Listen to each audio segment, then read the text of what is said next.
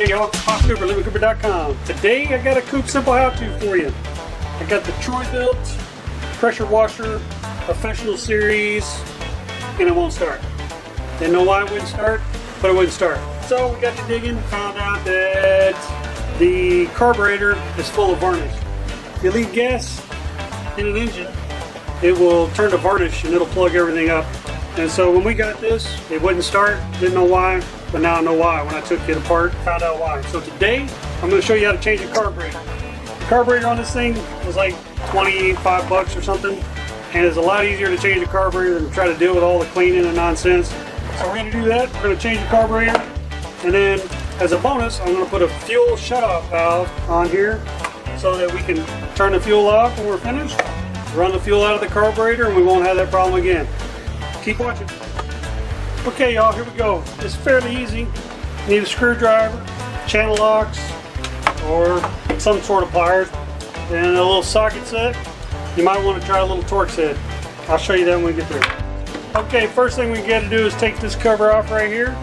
We do that. There's a Phillips head screw there, and then there's a flathead bolt on the end. It's got a slot for a flathead, or you can use a nut driver, and I believe it is a 5/16 nut driver that you can use on that thing, or you could use a socket if you wanted. So let's take that off.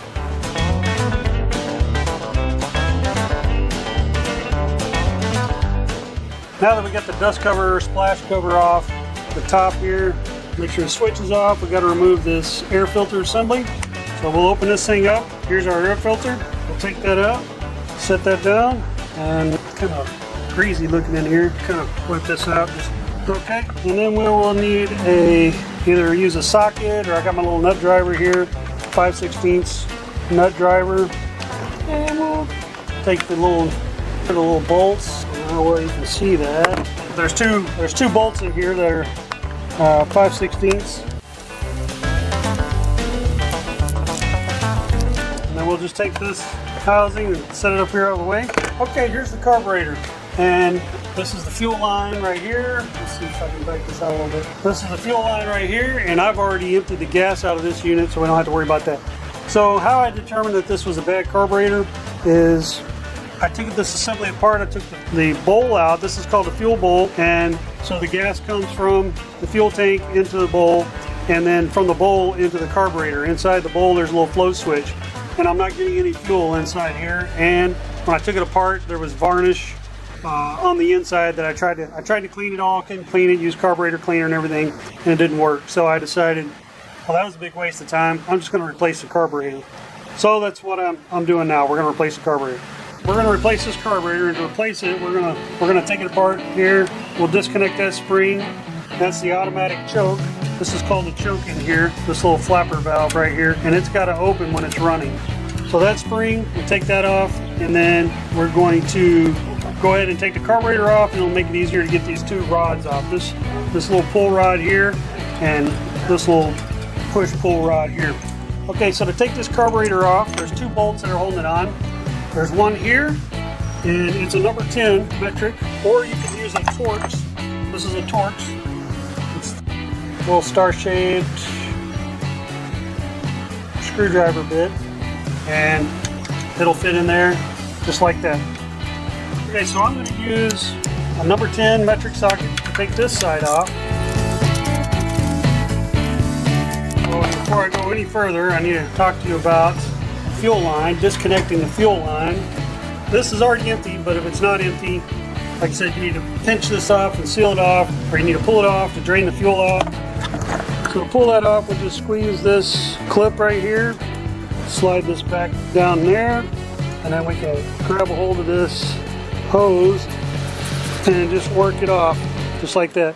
And because I'm going to do the little bonus feature where we're going to put a fuel shutoff switch on here, I'm going to go ahead and take it off from the gas tank as well. Pull the clip off over there and pull it out, pull the little hose out. Got the hose out. Now let's finish taking the carburetor off. So I could use this over here, but it doesn't go on very well because it hits right here on this piece of the carburetor right there. So I'm going to switch over and use this Torx head. And for the Torx head, we'll need a 1/4 inch drive socket, and it'll fit in there. And then we'll stick it in there and we'll take it out. just like that. Pull that out off the carburetor there, a little bolt. Then you got this frame. Remember how this frame goes in there? And you got this gasket that goes up against the side of the, this is actually where the piston is for the engine. Now we'll take these arms off, just like that, move the carburetor around however you need to. And I'll put a link to this carburetor, so if you have the same model number of engine that I have, you'll be able to get the right carburetor. Alright, let's open this carburetor box. I hadn't even opened it. I don't even know. Hopefully I got the right stuff in here. Here's a carburetor, pull that out. And let's match these up, make sure they're the same. And that looks the same. That looks the same. That looks the same. It goes on like that. Just like that. It's all the same. Okay, what else we got in here with our carburetor? Let's see. We got some new gaskets and O-rings. Oh, look at there. They sent a fuel shutoff valve. There's some more clips. And they also sent an inline fuel filter. So, not bad. I picked up this fuel shutoff valve kit, but I don't need that because it came with one. That's good. I'll just have to cut this hose to make sure it fits. Alright, so there's the carburetor. Let's put this thing back together now. Okay, y'all, here we go. We're going to take this O-ring out. Use this little screwdriver tip here. We'll pop that O-ring out. And we'll take the one out of the carburetor kit. And we'll stick the one out of the carburetor kit in here. Just like that. And then we'll take our new carburetor and let's hook it up to our arms, our push arms. So we'll take this one here, goes right in here just like this. This is the automatic throttle. And then this one here is the automatic choke. So we'll put those back on just like that. Now, what I'm not going to do is I'm not going to use the new gasket that goes on the back side because this old gasket is perfectly fine, and you can see it's a lot thicker than the gaskets that come in a kit. So I'm just going to leave this gasket on, and this metal frame stays on there. So the metal frame will go on here like so, and then this gasket, you can see the indentions on it, maybe. There you go. So that's going to go back on here, like so, just like that. And then our carburetor is going to go back on. I can get all this stuff to sandwich in here the way it's supposed to. So there we go, and here we go. Let's put a bolt in here and kind of see if we can get this all lined up. Just like that. That bolts in. Now let's see if we can put the one on the other side as well. Okay, just like that. We'll torque that over here and kind of screw that in. Screw that in. You can use power tools on here if you want, but I'm not going to. Just kind of make it a snug fit. There may be a torque setting, I don't know. You can look it up if you want, but I'm just kind of cranking them down hand tight. This goes on like so, and then we'll push. Oh, now, I don't know if I'm going to like that way that thing is designed, but we'll see. It seems like it should have something to keep it on there, and it sure seems to want to ride up, but it doesn't appear to have anything, so we'll see. Maybe it won't ride up, and I just don't know if I'm liking that. Now we need to put this other spring back on. Let me see. I forgot something very important, y'all. Don't let me forget it. On this side here, I was supposed to put the on-off switch. It's supposed to go right there behind that bolt, so we're going to take it back off. Okay, and don't forget on this side, you need to put the on-off switch. It goes right there behind that bolt, just like that. Now that that's all on, you got to put this spring back on here. It goes on the automatic choke, so you got to push the push rod over there to close it, and there's a little hole in the top that this spring hooks to right there. That's the automatic choke. So this has an automatic choke and automatic throttle. Okay, carburetor's back on. Now we need to put the fuel line back on and the new shutoff valve and inline filter. So let's take the old clips off, retaining clips. Just use a pair of channel locks or a pair of pliers. Really, we could probably just leave those on there and reuse them, but so it came off the machine like this. I know that where it slides onto the outlet of the fuel tank is going to go to about right here. So I'm going to make a cut because this side has to push in as well. So I think I'm going to cut this off about right here, so it's about an inch and a half or so. In fact, let me see what I got here. So that's like an inch and 7/8, something like that. Maybe we'll just make it 2 inches. We'll just make it 2 inches. So I'm using my little ruler on my workbench, which is great for this. If you hadn't seen my review on that workbench, check that thing out. All right, so we'll just cut that off 2 inches with my trusty Swiss Army knife. Okay, so there's that piece. So there's our 2 inches. Now this fuel shutoff valve has a little arrow on it. Don't know if that's gonna focus. I don't know if you guys can see a little arrow or not, but there's a little arrow in the direction of fuel. So we want to, because this is going on the fuel tank side, we want to make sure that we put it on the back side of that arrow. Push that on there like so, and we'll take one of our retaining clips and slip it on just like that. Now we'll go ahead and put the piece between these two, the filter and the shutoff valve. I think I'm going to go ahead and push this onto the shutoff valve first, and then I can stick this over here, measure that, and I think we'll cut it off about right there. Doesn't have to be exact. Now before you put that on, you need to make sure you put your 2 clips on.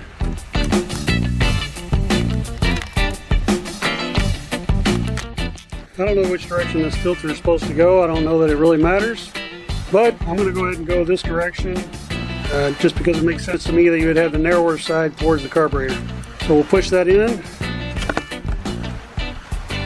pull our clip over here, and there we go. And then we'll take this last piece, push it on there, and let's see how it all lines up. Okay, so here we go.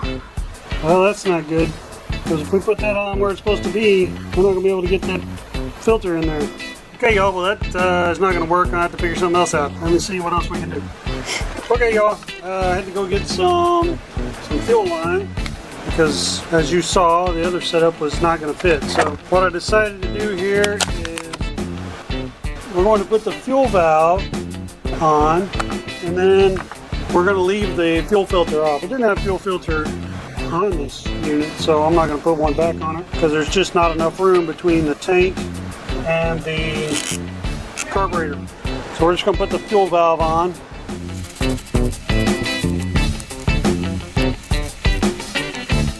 So like that, and then that's off, and that's on. Now we'll open up the fuel line I got here.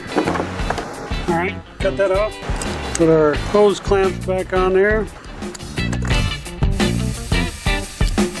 And let's see, I may have got this too long. Okay, so there we go. Now we got our new fuel valve installed, new carburetor installed. Now we need to put the air cleaner assembly back on, and we're going to take this gasket off that was on there and use this gasket that was in our kit. And it just snaps around, not snaps, but it just pushes down on there like so. And we'll see if we can put this back together. Open this up. Put our filter back on. Close it up. Put the splash dust shield back on.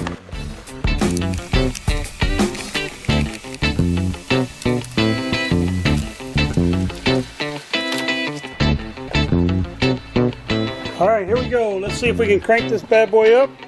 It'll probably take several tries since it doesn't have any gas in the system. Make sure your fuel valve's open. Fuel valve's open. Power switch is on. And let's see if we can get this thing to crank.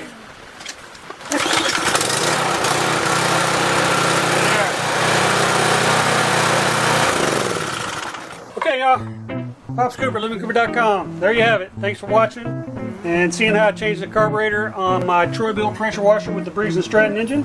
I hope it helped you out, and I hope maybe that you can get your pressure washer working, save some money by doing it yourself, and save some time as well. We appreciate you guys watching. Please like, give us that thumbs up, leave some comments, good, bad, or otherwise, what we can do better on our videos, and other simple how-tos you might like to see. Hey, follow along with us on social media, at Instagram, Twitter, Pinterest, at LivingCooper, and check out our blog over at LivingCooper.com. Subscribe if you don't mind. We'd appreciate it. You subscribe, hit that notification bell. Next time I upload a simple how-to or another video, you'll be notified. Please check out our other videos. We got lots of other videos. And we'll see you guys next time. That's a wrap.